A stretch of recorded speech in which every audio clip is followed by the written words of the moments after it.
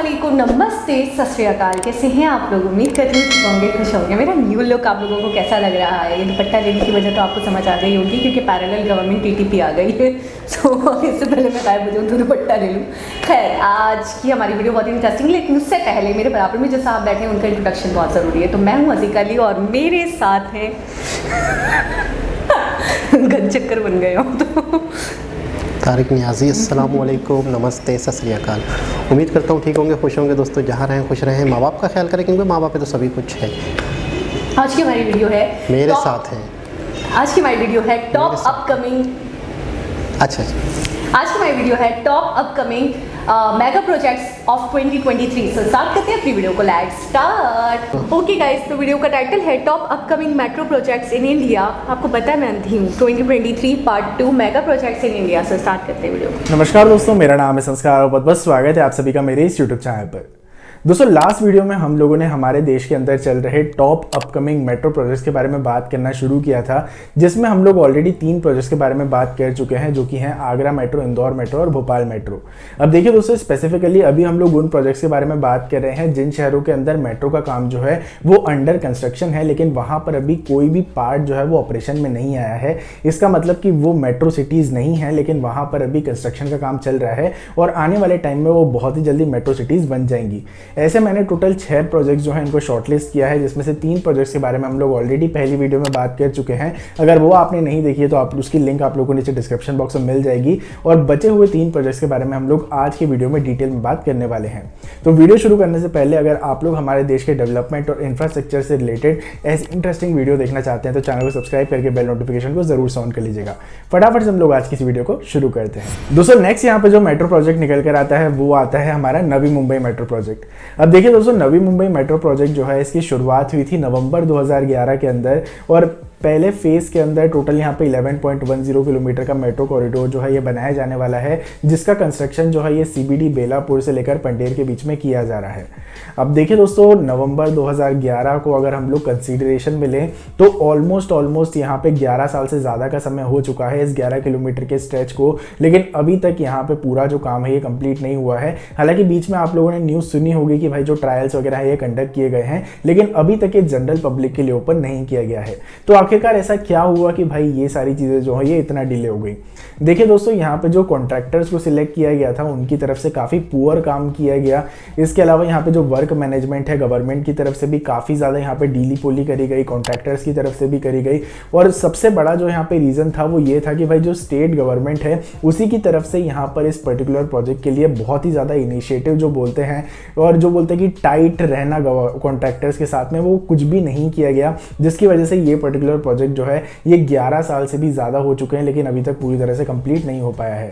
हालांकि दोस्तों, यहाँ पे टेंशन लेने वाली बात बिल्कुल भी नहीं है, क्योंकि रिसेंटली आप लोगों ने सुना होगा कि यहाँ पे ट्रायल्स वगैरह जो है ये कंडक्ट किए गए हैं और बहुत ही जल्दी आप लोगों को यहाँ पर जो मेट्रो ट्रेन है इसका ऑपरेशन होता हुआ दिख जाएगा।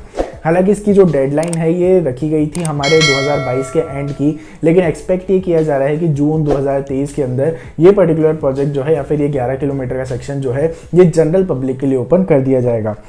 अब देखिए दोस्तों, यहाँ पे जो फेज़ 1 है इसकी जो टोटल लेंथ है, जैसे कि मैंने आप लोगों को बताया 11.10 किलोमीटर की है और इसकी जो एस्टिमेटेड कॉस्ट है ये है 3063.63 करोड़ की।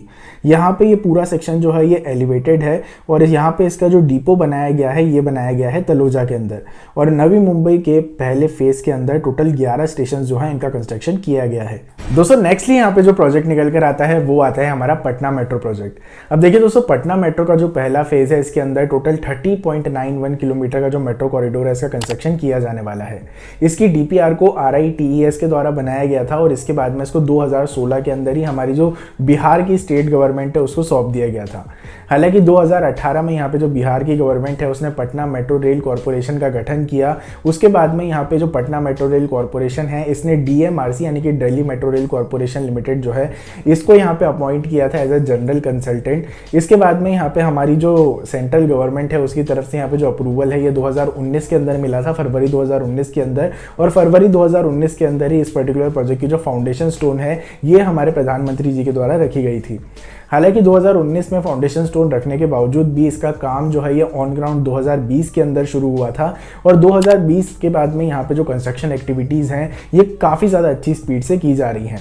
अब एक्सपेक्ट ये किया जा रहा है कि पटना मेट्रो का जो पहला फेज़ है इसका भी यहाँ पे जो पहला प्रायोरिटी कॉरिडोर है ये 2024 के अंदर ओपन हो पाएगा और इसके बाद में ये पर्टिकुलर जो पहला फेज़ है ये पूरी तरह से बनकर तैयार होने में हम लोगों को 2027 तक का वेट करना पड़ेगा।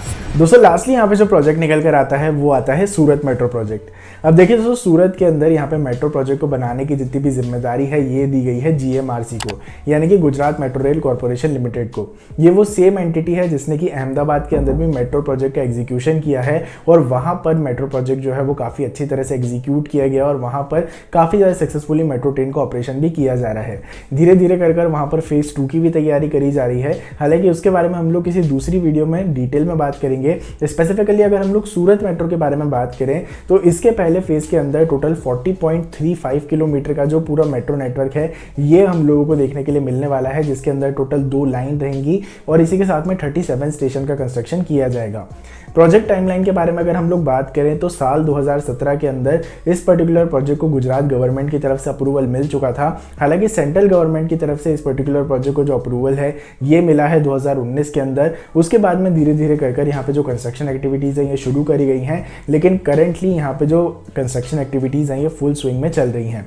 अब देखिए दोस्तों, यहाँ पे जो पहला प्रायोरिटी सेक्शन है ये एक्सपेक्ट किया जा रहा है कि 2024 तक पूरी तरह से बनकर तैयार हो जाएगा। हालांकि जो पूरा फेज़ 1 है जो कि 40.35 किलोमीटर का है, इसको पूरा होने में अभी 2027 तक का वेट हम लोगों को करना पड़ेगा।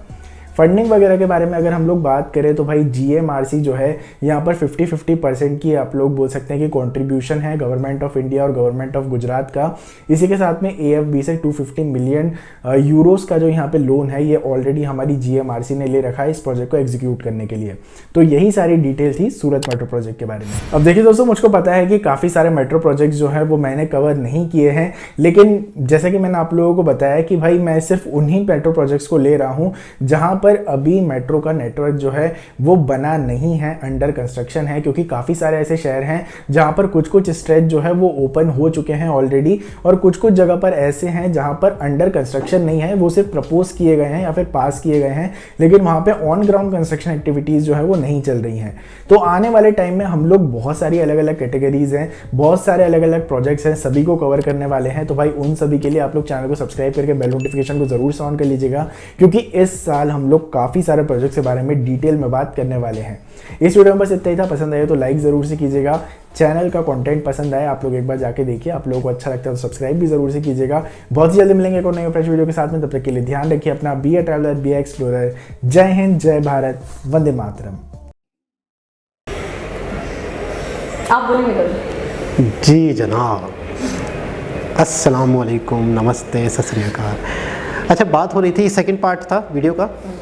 अच्छा, बड़ी मतलब है कि आपको पता है कितनी रिसर्च करनी पड़ती होगी। आपने देखा जब वो वीडियो बना रहे हैं तो बाकायदा वो किलोमीटर कितना हो गया, किस सन में, किस डेट पे, कहाँ पर इनॉग्रेशन हुआ था। 2011 वाला सीन आपको क्या लगा कि वो 2011 में इसको स्टार्ट किया गया था? नवी मुंबई था। हाँ, नवी मुंबई स्टार्टिंग में था। और अब ये कह रहे हैं अभी भी कंप्लीट नहीं हुआ है, 2023 के जून में जाके कंप्लीट होने वाला है।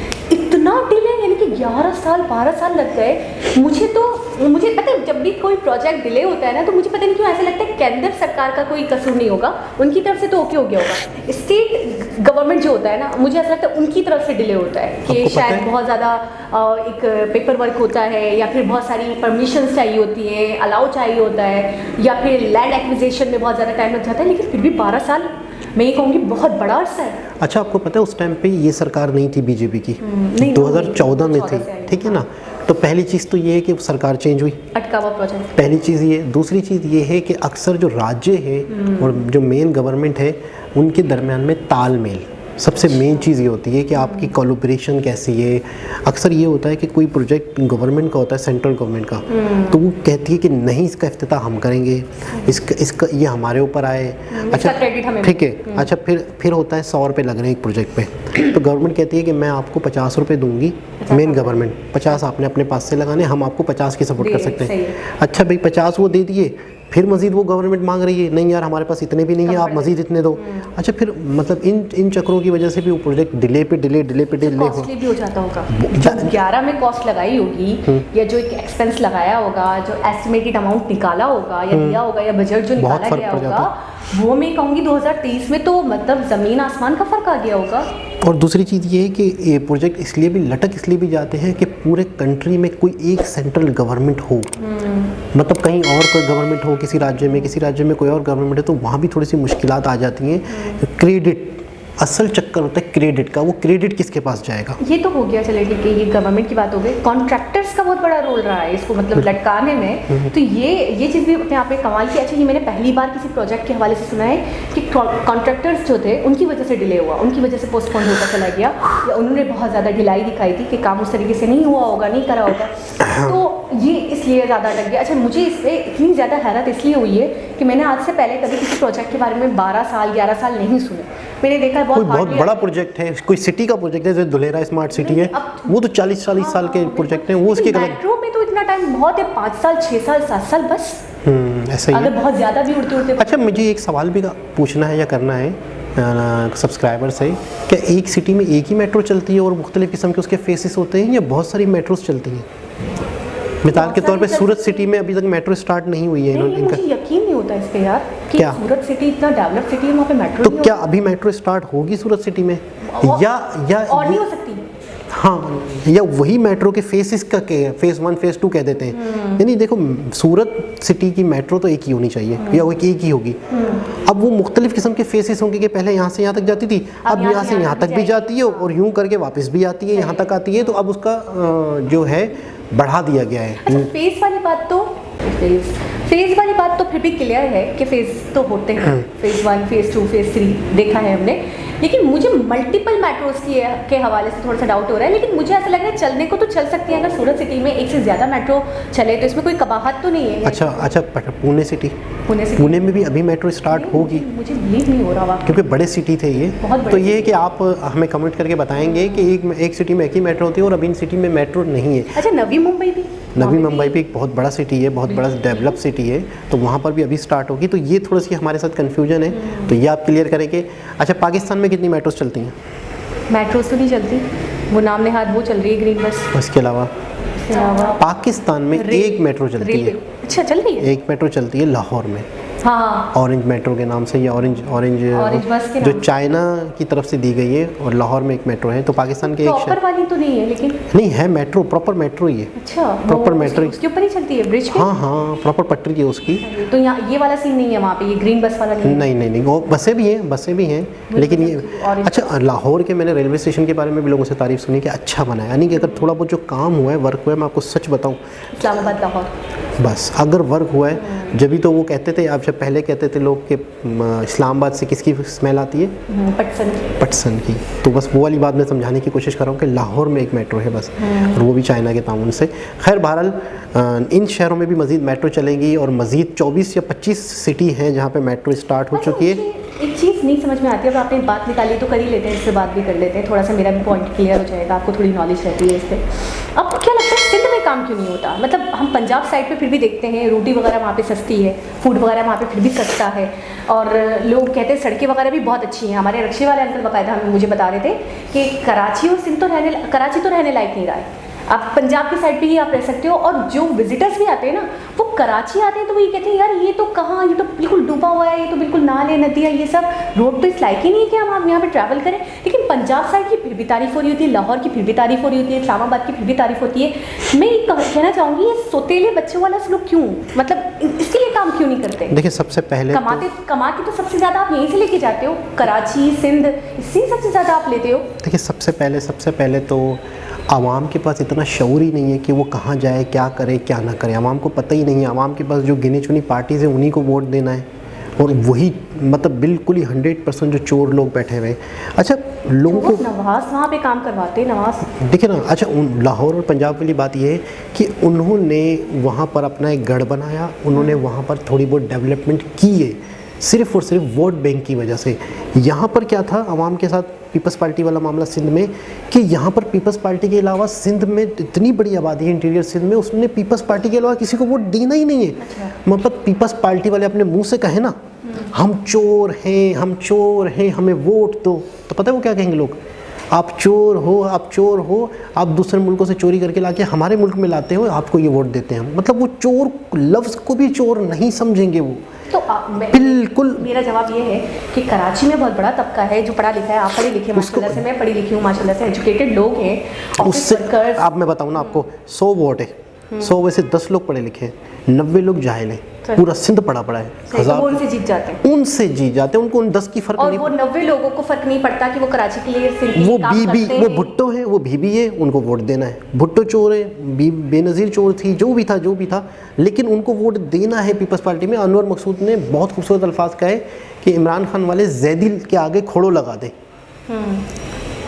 तो आपकी इस तहरीक इंसाफ भी सिंध में जीत जाएगी, सिर्फ खोड़ो देखेगी ना, लफ्ज़ खोड़ो, अरे तो अपना है। अच्छा, मुझे एक बात और बताएं कि क्या आपको ये लगता है कि अगर सिंध की हालत या कराची की हालत बदलनी है तो हमें पॉलिटिशियन को बदलने का बाद में सोचना होगा, पहले इन जाहिल जो कौम है हमारी, उनका माइंडसेट बदलना होगा। जब ये वोट देना उनको बंद करेंगे तभी ये मतलब ये कमज़ोर पड़ेंगे। और मैं कहता हूँ माइंडसेट चेंज करने के लिए तालीम देनी होगी, तालीम देनी है गवर्नमेंट ने। गवर्नमेंट ही ना तालीम नहीं देना चाहती, इनको बादशाह नहीं बनाना चाहती, और एक दिन का काम भी नहीं, उसमें तो सालों लग जाएंगे। तो इस वजह से आज एक शख्स ने बहुत हैरत अंगेज तस्वीर डाली, 2 तस्वीरें, और 2 तस्वीरें डालने के बाद कहा ये फलाने सन 18वीं सदी, पता नहीं कौन सी सदी में निकला हुआ मोहनजोदड़ो की गली है, ये लाड़काना की गली है।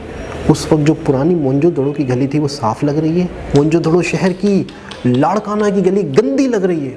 बाखुदा मोहनजोदड़ो का निज़ाम बहुत आला था, शहर खोदा, शहर की गली दिखिए, शहर की गली बेहतरीन ऑर्गेनाइज बनी हुई है। आपको पता है मैंने एक पोस्ट पढ़ा, आदमी है वो रो रहा है और कह रहा है पाकिस्तान से बाहर जाने के पैसे भी नहीं, पाकिस्तान में सरवाइव करने के भी पैसे नहीं, हम क्या करें। बिल्कुल ऐसा तो मतलब वो रो की बात कह रहे हैं कि ना हम इतने बुरे फंसे हैं, वो कहते हैं ना आसमान से गिरा बबुल में अटका, तो वो इतने बुरे फंसे हैं हम कि ना हम भाग सकते हैं ना हम यहाँ पे ही सर्वाइव कर सकते हैं। और सबसे बड़ी बात मुझे हैरत होती है, मैं इनके प्रोजेक्ट्स देखती हूँ, मेट्रो आ रही है, इंफ्रास्ट्रक्चर अच्छा बन रहा है, डेवलपमेंट हो रही है, स्पेस में काम हो रहा है, तो नेवी में काम हो रहा है, तो आर्मी में काम हो रहा है।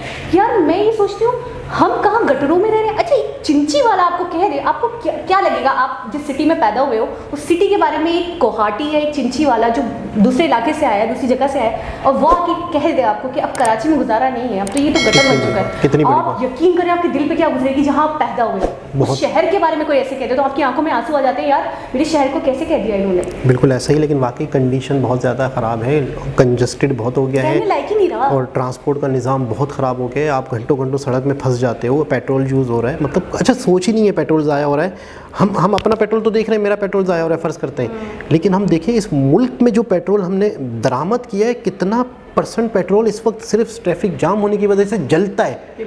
अगर उसको ही कैलकुलेट करें तो हम अपने मुल्क का अच्छा खासा पैसा बचा सकते हैं। पता नहीं किसी ने सोचा। पेट्रोल आप कहते हैं ना, टाइम सबसे बड़ी चीज़ है। 3 घंटे आपके अगर ट्रैफिक में ज़ाया हो गए, आपको कहीं जाना था, आपको कुछ करना था, आपके पास क्या बचा? बिल्कुल टाइम इस कौम के पास बहुत है, काम करने के वाले लोग नहीं हैं, मेहनती लोग नहीं हैं, जद्दोजहद नहीं है, सोच नहीं है। हम 6 रुपये से 12 रुपये की तरफ जा रहे हैं, वो 6 रुपये से 1 रुपये की तरफ आने का सोच रहे हैं। तो उनका विजन है, हमारी सोच, हमारा विचार, हमारा विजन ही नहीं है। बिल्कुल ऐसा ही है। तो असल चीज़ कनेक्टिविटी है। नितिन गडकरी जी का वो जुमला हमेशा याद रहेगा, 1 रुपये लगता है तो इंफ्रास्ट्रक्चर पे, रोड पे, तो 2.5 रुपये, शायद 2.5 रुपये इन इकनॉमी में इजाफा होता है। बेहतरीन कैलकुलेशन करके उन्होंने बता दी, मामला ही क्लियर कर दिया। एक बहुत ज़बरदस्त वीडियो थी। दोबारा किसी और हिसाब से मुलाकात होगी, जब तक के लिए अल्लाह हाफ़िज़।